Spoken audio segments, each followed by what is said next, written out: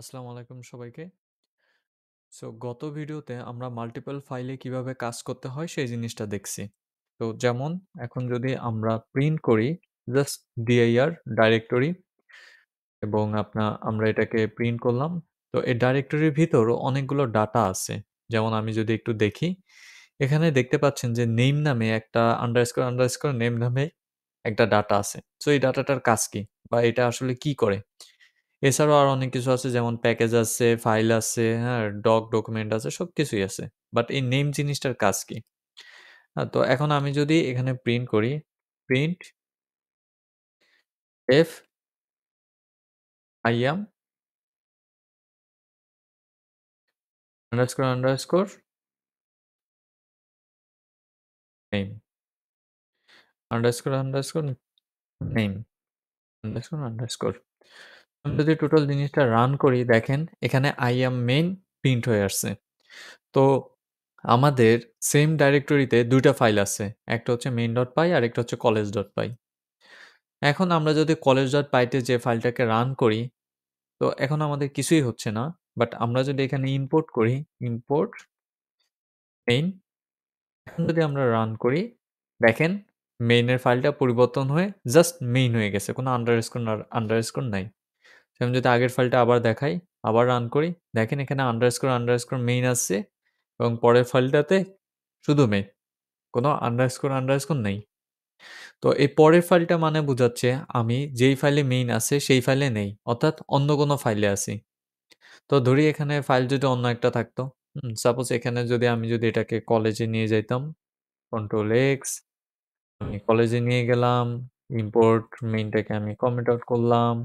So আমি এখানে import CO college করলাম। এখন যদি আমি রান করি, আই এম কলেজ।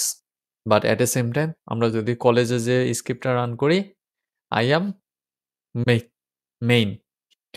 সো এটা হলো মেইন ফাইল, এজন্যই এটা মেইন এবং এটা হলো সাব ফাইল। তো এইজন্যই যখন সাব কোনো ফাইলে যাই তখন সেই ফাইলের নাম আমাদের এখানে লেখা হিসাবে চলে আসে। তো এখন কলেজটাকে আমরা মেইন ফাইল ধরে কাজ করতেছি। সাপোজ আমরা যদি কোনো ফাংশন লিখি def to something এবং আমি লিখলাম print I am doing something. Suppose আমি এটাকে লিখলাম এবং আমি এখানে do something কল করলাম। do something. At the same time আমি মেইনে যেয়েও college dot do something K call করলাম। আমি যদি রান করি আমি ২ বার do something পাবো। যেহেতু আমি কলেজ থেকে রান করছি এক্ষেত্রেও আমি ২ বার do something পাবো এবং আমি যদি মেইন ফাইল থেকে রান করি সেই ক্ষেত্রে আমি ১ বার do something পাবো। তো এখন আমি ২ বার do something দিতে চাই না। আমি জাস্ট ১ বার do something পেতে চাই। সেক্ষেত্রে আমি কি করব? সেই ক্ষেত্রে আমাদের একটা মেথড ব্যবহার করতে হবে এবং এই মেথডটা হচ্ছে if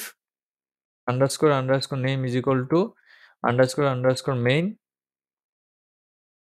তো এখন হচ্ছে আমরা করব do something করো। আমরা এখানে আরো বলতে পারি else int this is another file or module। আমরা যেকোনো কিছু বলতে পারি। এখন আমরা যখন রান করব, একবার রান হবে। অ্যাগেইন আমরা যখন অন্য কোনো ফাইলে যেয়ে রান করব, কলেজ ফাইলে, তখনও একবার রান হবে। কিন্তু এক্ষেত্রে দেখেন এক্ষেত্রে আরেকটা জিনিস প্রিন্ট হবে this is another file। অর্থাৎ এটা মেইন ফাইল না, এটা মেইন ফাইলের আরেকটা ফাইল। এবং আমি যদি এখানে বলি যে if __name is equal to just college বলার দরকার নাই।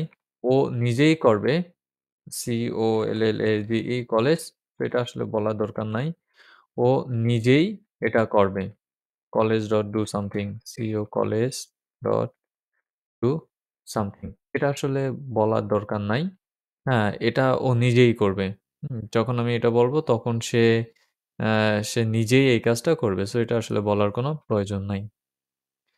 তো এই কাজটা কখন করা হয় বা if__name কখন ব্যবহার করা হয়? আশা করি এই জিনিসটা আপনারা বুঝতে পারছেন। যখনই নেমের ভ্যালু অর্থাৎ এই নেমের ভ্যালু যখনই মেইন হবে, __main হবে তখন এই do something অর্থাৎ এই ফাংশনটাকে কল করবে। শুধুমাত্র মেইন হলেই এই ফাংশনটাকে কল করবে। সো আমি আপনাদেরকে আরেকটা জিনিস দেখাইতে পারি। অবশ্য দেখানোর প্রয়োজন নাই। আমি যদি এখানে বলি def do something else, print I am doing something else, else আমি else এ বললাম এটার সাথে তুমি do something else টাকে নিয়ে যাবা। হুম? এখন আমি মেইন এ গেলাম। মেইন এ যেয়ে এটাকে যদি রান করি, দেখেন I am do something else এটাও কিন্তু প্রিন্ট হয়ে গেছে। এগেইন আমরা যদি এখানে রান করি, তাহলে I am do something else এটা কিন্তু প্রিন্ট হবে না। কেননা এটা মেইন ফাইলের মধ্যে আছে। আদার ফাইলের ভিতর নাই। সো আদার ফাইলের ভিতর যদি থাকতো তাহলে I am do something else চলে আসতো। যেহেতু আদার ফাইলের ভিতর নাই সেহেতু এটা শুধুমাত্র I am doing something এখানে আসছে। এবং এখানে যেহেতু কলেজের ভিতরে আছে সেহেতু I am doing আসবে, I am doing something else আসবে এবং this is another file. So এখানে আ মানে অলমোস্ট ৩ টা ফাইল রান হচ্ছে। তো আজকে এই পর্যন্তই। আল্লাহ হাফেজ সবাইকে।